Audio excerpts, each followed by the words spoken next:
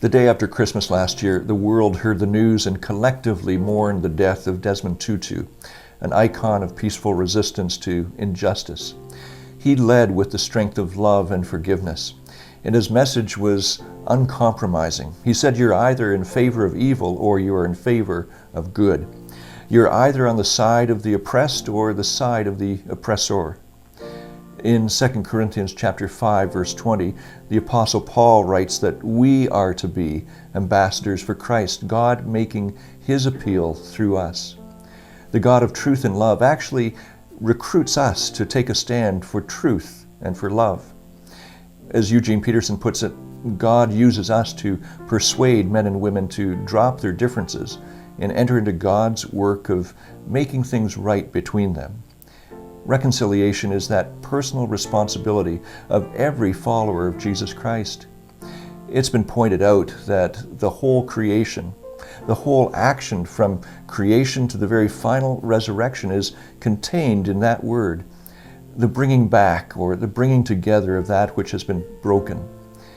It was Desmond Tutu's belief that every person has a responsibility to be part of God's reconciling actions in the world. Not to add to the harm that's done to others, but rather to add our presence into the healing process, and not to divide people on whatever basis the world has chosen at the time, but to choose every moment we live and every conversation that we participate in as time that's given us by God to unite and to bring together people who rarely notice the common ground that is under their feet. All the movements over the past decades, whether it's civil rights or anti-war, ecology, the movements towards ethnic and religious freedom, or the recognition of human dignity, each one of these, well, it's a product of our journey toward reconciliation. So much has broken down between us as individuals and as nations, and even as custodians of this planet. God is making his appeal right now through us today. We are called into the process of reconciliation, initiated by God through the cross of Jesus Christ. We're invited to participate by our actions, our attitudes, the attitudes that we bring with us when interacting with our neighbors.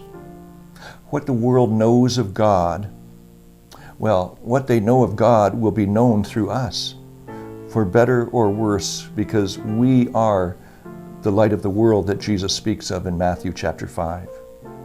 Eugene Peterson continues his message translation of that Corinthian passage with Paul's great announcement, "We're speaking for Christ himself now. Become friends with God. He's already a friend with you." The God who acted in the lives of the prophets and the saints of old, well, that same God is still active in the lives and likes of every one of us. Thanks be to God. If you have a request for prayer, please email me. I'd be happy to respond and pray for you. I'm Craig Rumble. Thanks for being together with Markham Baptist Church.